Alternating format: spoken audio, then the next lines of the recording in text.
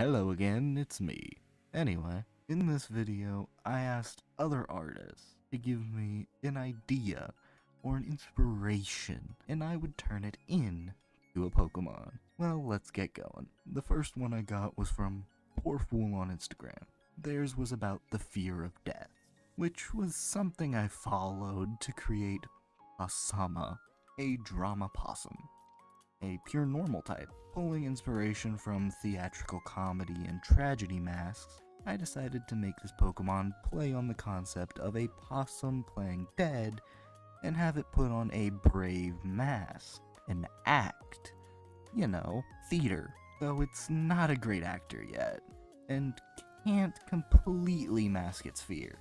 As you probably could have guessed, this leads to a split evolution. One where the fear takes over and it gives up on the act, and another where it solidifies the act to never show its fear. Now that we have Pasama, let's see the evolution. Well, evolutions. To see the first evolution, let's view what happens when Pasama gives up on the brave act. Similar to Toxtricity, when Pasama has a certain type of nature, it embraces the tragedy mask and allows its fear to take over. This is Pathetic, a poetically pathetic possum, a normal ghost type. Fear dictates its life, so much so that it has no control over its own actions. When facing an opponent, Pathetic prefers to manipulate their opponent rather than run into conflict. The regretful Pokemon, its regret-filled form shambles around, forcing opponents to see their worst fears. It's a poetic yet cautionary tale about how allowing fear to dictate your life can lead to regret. Now, for the other evolution, what happens when Pasama keeps training and eventually solidifies its act? When your Pasama has a specific nature, it will evolve once more. Well, you get here Awesome. The Awesome Possum Pokemon. A normal fighting type. I mean, Awesome Possum. Come on, I kinda had to. A combination of hero, awesome, and possum. Duh. The hero part of its name comes from All Might, as I did put some inspiration from that source. More specifically, a very specific quote. Hold on, let me see if I can get the voice.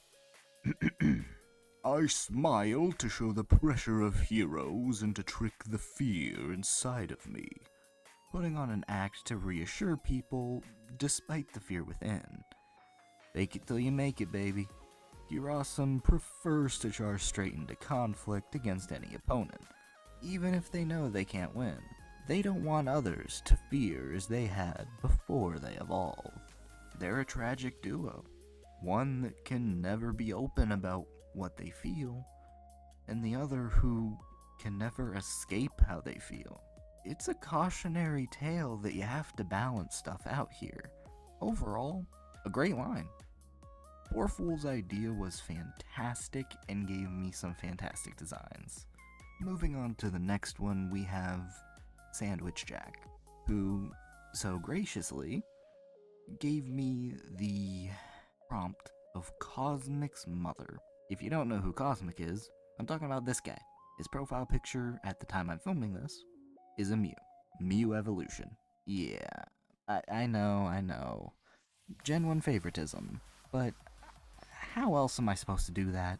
But anyway, my thought on Mewtwo was always that since it's a clone, it was made with some parts of its creators. A bit of it that isn't Mew. So I imagine that when Mew properly evolves, it does look similar to Mewtwo, but it's not. Instead, taking on traits of other psychic Pokemon. The dual helix from Deoxys, the feet from Alolan Raichu, the gaseous eye cover? I want to say eyebrows, but they're not eyebrows. You get the point. The gaseous stuff from Musharna, the antenna tentacle things from Inkay, the pattern from Drowsy, the little balls from Grumpig, Reuniclus, and BCM, it does indeed look like Mewtwo. Menesis, a Mew menacing genetic genesis, since, you know, Mew is said to be the origin of all Pokemon, and it's where I got the idea from. You see, going off of the lore leaks we got, Arceus is supposedly more feminine, so I imagine a proper Mew evolution would follow in those steps and become more feminine, which Cosmic's mother. Yeah. Honestly, even though the original prompt was a bit weird, I cannot deny that I really do like the outcome.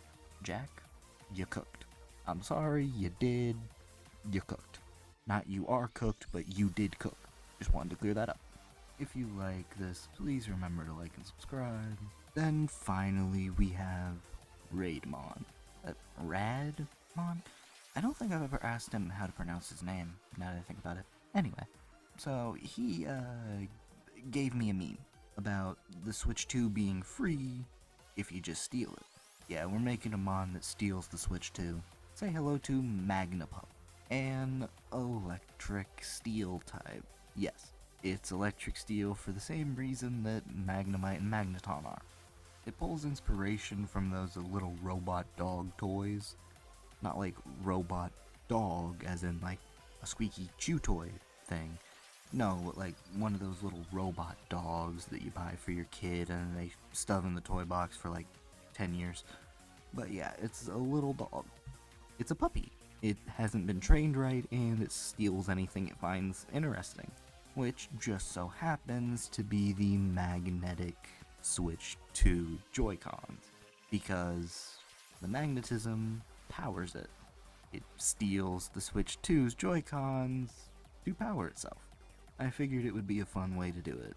So it evolves again into Matendog, a mix of magnet, Nintendo, and dog. Still electric steel type, only this time it has a full Switch 2 in its back. It also pulls inspiration from those Boston Dynamic robotic dogs. You know, two different kinds of robot dogs. It's based, well, honestly, it's a mutt. I took various parts of different dogs because it's meant to be a machine. It's meant to look dog-like, but it's a machine powered by magnetism. Hence why it stole the Switch 2. Switch 2 has magnets in it. It needs magnets for power. I figured it was a pretty simple equation. Also, the amount of restraint that it took me to not call this thing Nintendog. I get it's already a game, but come on. Nintendog was the perfect name, and I had to restrain myself so much. It has a plug tail because, well, electric. I mean, if Sandy Shocks can have one, why can't a robotic dog? Also, I added a little, like, metal head crest to kind of reference the, what are they called? You know, on the top of the Joy-Cons, the little button. I don't know if there's a specific name for that, but I wanted to try and reference it with this. Anyway, Ray, very good design.